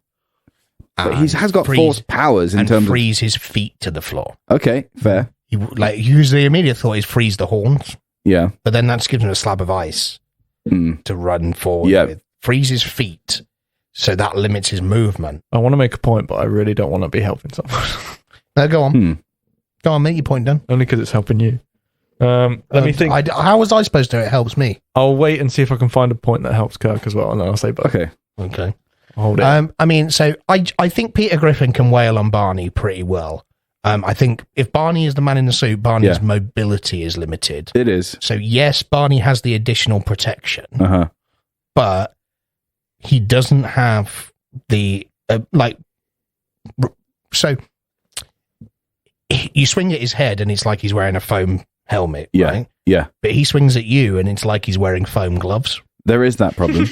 There is that. I'd also think that Peter's stupid enough to think that when he sees Barney, he actually thinks he's hitting the head. Whereas the guy in the suit, his head is like at the base of his mouth. So you're hitting up here, and nothing's happening while the Barney guy's going, ha ha ha. But I also think Peter Griffin is the kind of guy that kicks to the crotch repeatedly.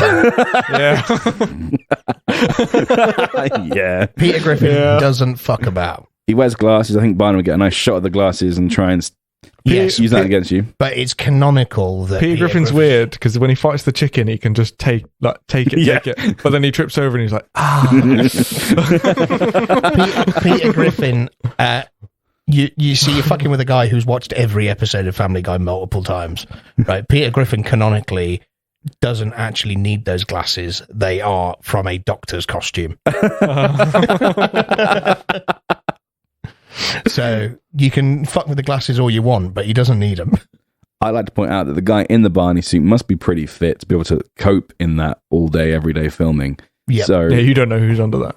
Yeah, he could be Terry Crews. It could be. Peter Griffin at one point played as the star running back for the New England Patriots.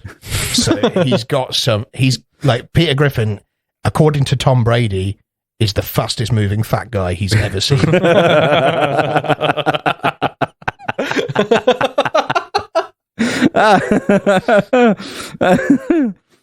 I think Barney would use. Also, I'd like to point out that Peter Griffin has survived several killable experiences. Like he has been fucking trampled by elephants. He's been ran over multiple times. He survives several bags of pennies to the crotch. He has done. For me, it's anytime anything happens, it's the pose that they always draw him in, where he's lying on his side, facing away from the camera, and he's got his arm behind his back, one arm out. I think Barney would use emotional warfare, and in the fact he'd go, "You're a terrible father, Peter. You left." He knows he's a terrible. Yeah, I know. But he doesn't like being told it. Yeah, but Peter Griffin would end it quite simply. And Dan's not going to let me have this one, I know, but I've got to throw it out there. Peter Griffin would just go, "This is more awkward than that time I killed Barney." The next thing, Barney's dead on the floor. No, I don't think I'll let you have that one. No. But Peter Griffin, in theory, could call anything to him as long as he made it a cutaway. He could be like, "This is more awkward than that time I had an AK-47.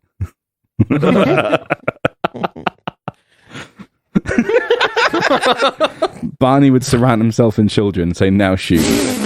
Peter Griffin would quite happily do that.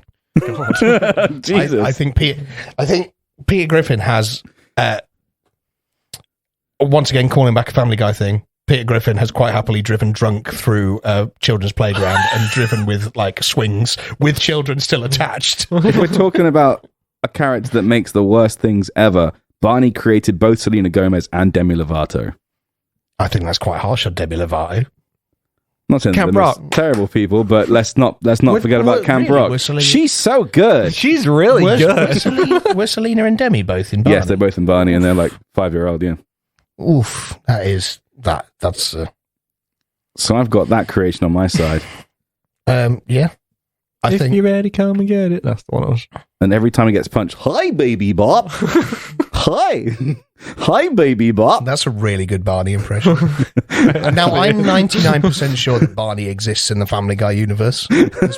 I'm sure I've seen it. Yeah, yeah. Like, I'm sure. I think everyone there'll be exists like in the family. there'll be like a Stewie Griffin one where he's like, "This is worse than you found out Barney the dinosaur gave you AIDS." Don't look down now. And that's what it'll be like. Okay. From now on, you have to speak like Stewie, and you have to speak. Why? Or Peter. I can't do. I really can't do a Peter Griffin. Do your best, Peter, Jimmy Bop. I can't really do a Peter like. Hey, Quagmire. Shut up, Meg. Yeah. Hey, Quagmire. You want to go get some Pawtucket Patriots? I can't because I struggle with a Boston accent. You can do Stewie if you like. Yeah. I struggle with a Boston accent, and that's where the problem with Family Guy comes in. Yeah, Like, it's true. but I've got a spiky tail. is it spiky? I think it's spiky. Look it up. I thought he had a very smooth. Oh no, it's tail. spotty, isn't it? Is he spotty? No, I think he's just purple. Do you know who would fuck Barney up? Is Mr. Blobby. He's terrifying. He's so he's a scary. fucking psychopath. Is it Jack Whitehall that's terrified of him? I think so. Yeah, yeah. That's funny. Jack. But yeah, man. so I think the Peter Griffin Barney side of it, I do think Peter Griffin would probably eventually win. And I would only say that because in the chicken fights, things get so out of hand that he probably would eventually remove Barney's head because he had in a head. And he'd do it completely by accident. Like he'd do it in a way where like the building's falling down around him and like he's like, you know, fucking planes and trains are crashing as he's like backing up and punching the shit out of Barney.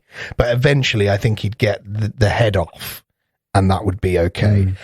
In terms of the Darth Maul Frozone situation, Peter Griffin which is the one and that Barney are both on the floor crawling towards their corners. yeah, which and is they're tagged. which is the one where Take like, him, I Darth Maul. think you were hoping for, right? Well, not necessarily. I'm pretty happy with that. Where's my super suit? Well, just before Darth Maul goes into the ring, he looks at Barney and goes, "At last we will have revenge." Get inside. Now, I know you've frozen the hilt to my saber, but I think it's only fair that I get at least one back so I can start thawing myself. I think Frozone would probably be quite upset because Peter Griffin makes quite racist jokes a lot of the time. Freeze his mouth shut. Yeah, I think Frozone would probably like be quite indignant at the fact that like, you know, Peter Griffin probably makes a joke about Cleveland being black or yeah, probably says something. So his rage would just be matching Darth Maul's. There. Yeah.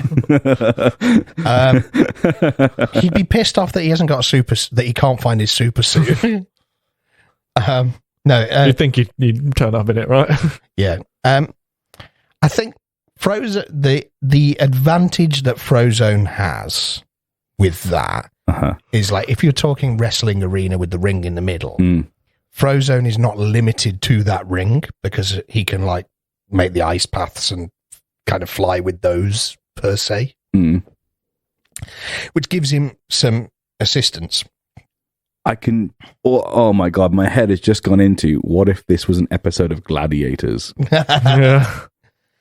and Darth Maul is like Wolf. And he's there in the leotard, just being like, "I'll take this newcomer on. Challenge one, are you ready?" Instead of his lightsaber, he's got one of them baton things. Yes. They're both on these plinths well up in the air. And I think, do you know what I could almost, like it. do you know what I could almost kind of see Frozone doing? And this is maybe skipping forward a bit. But you know on Disney's Hercules, you know when all of the Titans kind of freeze Zeus. Or what, in the magma? Yeah, I could almost yeah. kind of see Frozone pulling some shit like that, where he freezes Darth Maul but pulls him up as well. But he's okay with that. He's already lost his legs once.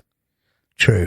Which Darth Maul have I got? Have I got Darth Maul Clone Wars, or have I got Darth Maul? I'm going to Phantom say Menace? What about Darth Maul Solo? We'll ignore that. To be fair, we don't know what his situation is. He's only a hologram. I'm going to say Darth Maul when he gets relatively normal new legs.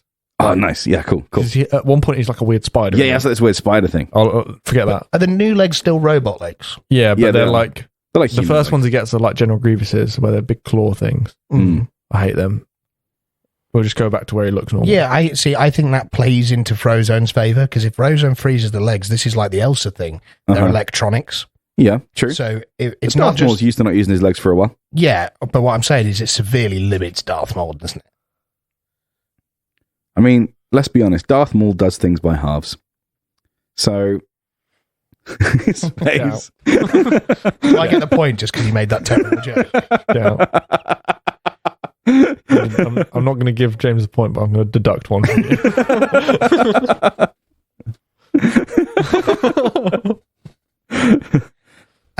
I mean, like, I think Darth Maul's now legless. He's got a bow and arrow now. Yeah. He's an elf. he's now He's also hammered. got frozen legs, which have then fucked with his circuit, so he's pretty much buggered in that sense.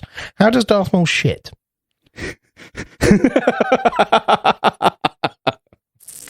On Frozone. Oh, Now, Alright. the thing with Frozone, I've got some more things to say. okay. Thing with Frozone is you're going to spend so much time looking for your super suit. Your wife just watched it. You have no idea where the fuck it is. He's not you're turned turning up. up. You're turning up late to the ring. Darth Maul is almost there with the count with the ref to declare. Just winning. like Peter Griffin just being kicked by Darth Maul. Where's your superhero now? See, I think another thing as well to remember is Dathomir is a very dry desert planet. Yeah, So Frozone making things icy and cold uncomfortable. Sure, is yeah. not going to be in Darth Maul's favorite thing. No, that's true. And I think, yeah, I just, But he's also a cold-hearted bastard. So I think Frozone's going to freeze Darth Maul's legs so they stop working.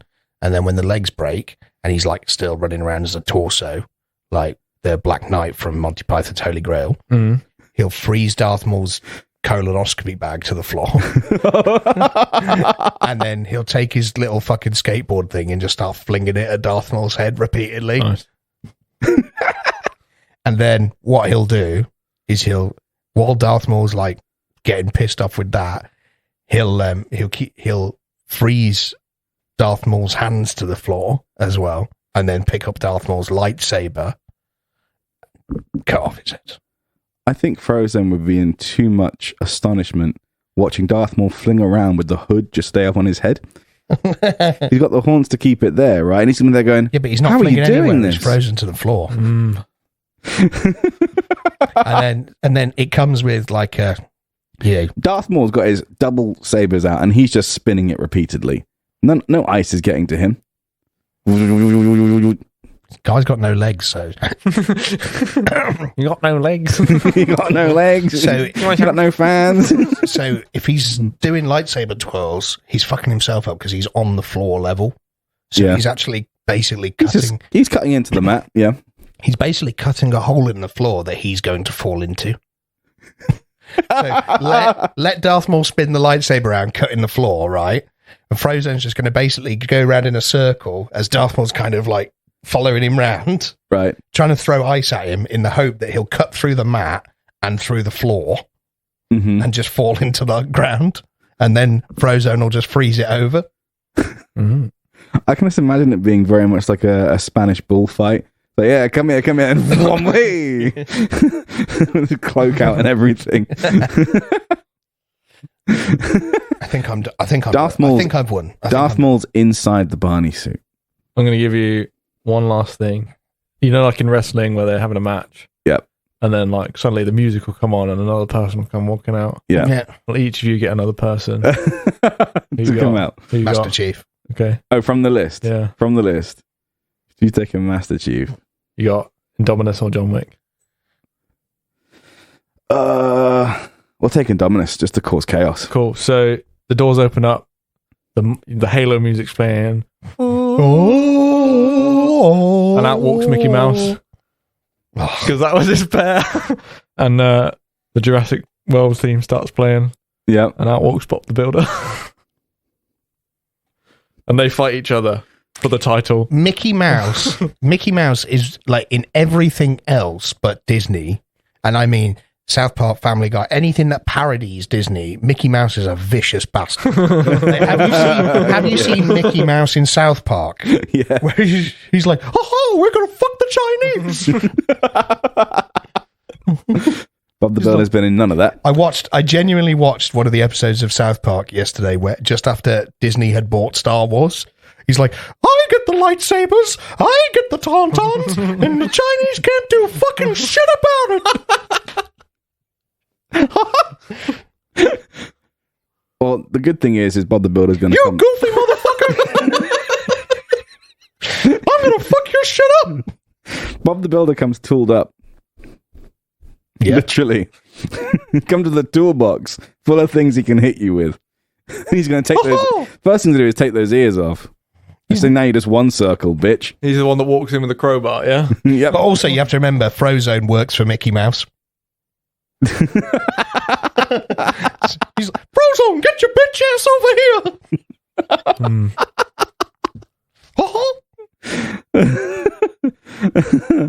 Oh my goodness. Also, Darth Maul works for Mickey Mouse. Give me that motherfucking lightsaber! I can't help but feel I'm being monopolized. This isn't right. Bob the Builder's got a helmet on. At least he's got some hard hat protection. Peter Griffin works for Mickey Mouse because Fox is owned by Disney. Oh, no. This isn't fair. You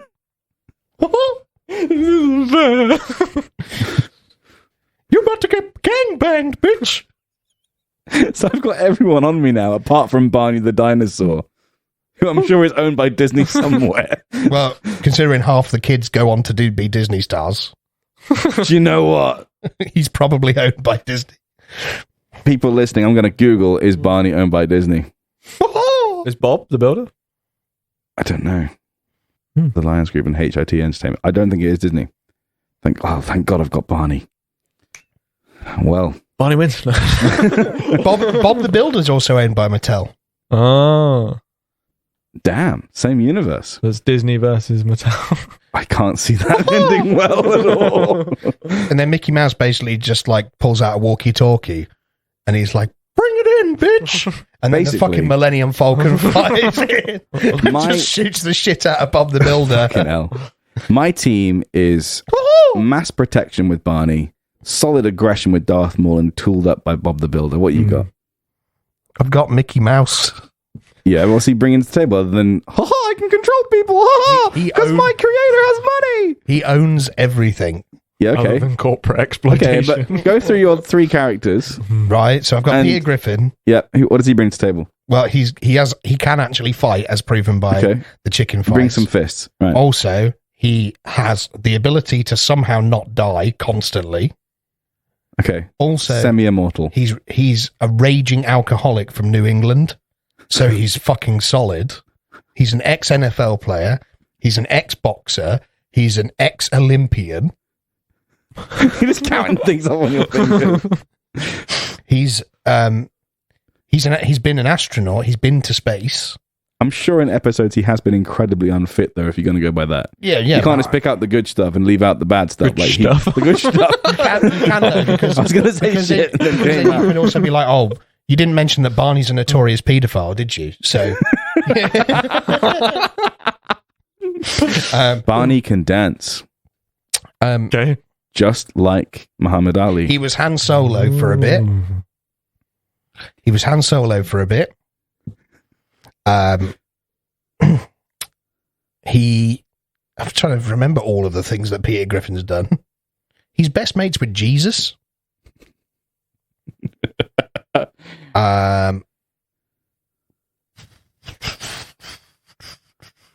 He used to work in a toy factory, so he probably built Barneys for a while.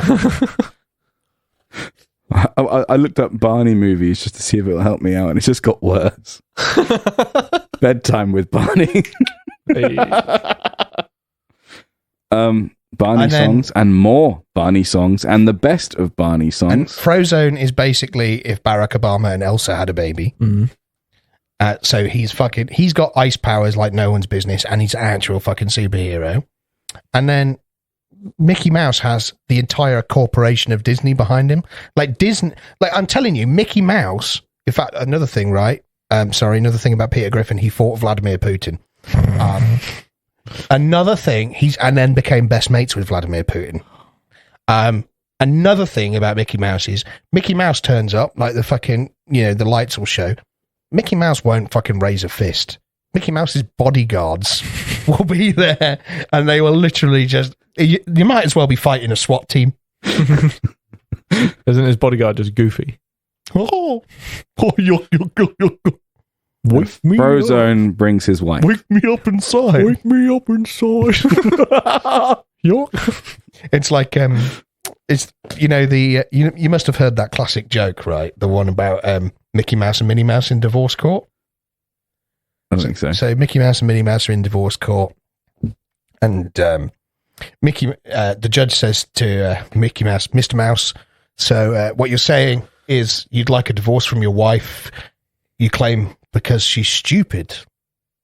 And he says, I never said she was stupid. I said she's fucking goofy. Gosh.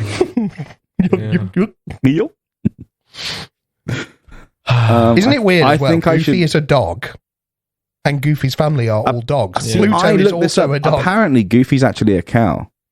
Fuck off, is Goofy a cow? There is a cow in the Goofy in Bell, Clarabelle, something like that. Oh no, he's a dog. He is a tall anthropomorphic dog. Pluto is just a dog. Yeah, regular dog. I know. But don't they get like mice? There's got to be some problem where they had a problem with mice. Like actual rats, yeah. Makes me think of a Family Guy episode, actually. Goofy says rats. Rats. Just to cross over with this. There's a Family Guy episode where they're like in a fucking shit hotel or something, and they're lying there, and he says, Jesus Christ, you can hear the mice fucking in the walls. And then it's like Mickey Mouse's voice, like, oh, yeah. That was fucking awesome. Anyway, Dad, I think I should win because I got the Barney voice. He's just amazed that when Mickey Mouse rocked out, that's when my impressions came. I was picturing Mickey coming out as a sorcerer's apprentice with a entourage of broomsticks. No, Mickey Mouse doesn't even need that. Mickey Mouse needs corporate greed. It's tough. Mickey Mouse could literally just pull out some money and pay for the fight to be stopped. Mickey Mouse could walk out. Darth Maul's there, like, he says, look, Darth Maul, here you go. $1 million to pretend that I win. And Darth Maul would do it. Does Darth Maul have that concept of dollars? Yeah, Darth Maul has to get paid. What do you think Darth Maul's working for? You punch me. It doesn't matter how much money. Right. I'm gonna give it to James. Yes. I'm sorry. Oh yes. Nothing has changed. I'm so sorry. Right, Kirk, you could have won. Right. If you'd gone Bob the Builder rides in on Muck. Yeah. Right. My point for you as well was you could just freeze the rink, make it your own personal ice rink because Frozone can skate. Yeah, that's true. I wouldn't put But it that was past. way back before it got chaotic. I wouldn't put it past Darth Maul being able to skate. Right.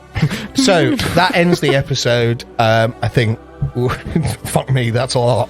Kirk's going to have to cut so much out of this. It's a good hour and 45 minutes. So the final scores today are 9 for me and Dan, 6 for Kirk. So Kirk, you've got a point, but you've not improved. No, I've not got worse. So hopefully we'll see Kirk make a play in episode 9. What's there to bring? Kirk will also be doing the round 3 fight, so hopefully he can make that play early on. Yeah. Right, guys, thank you very much for listening. I've been Thick Jim. I've been Kirk. I've been Smokey D. And we will see you in episode 9. Bow chicka chicka wow chow. Bow chicka chicka wow chow. Bow chicka chicka wow chow. Chicka chicka chicka chicka wow chow chow.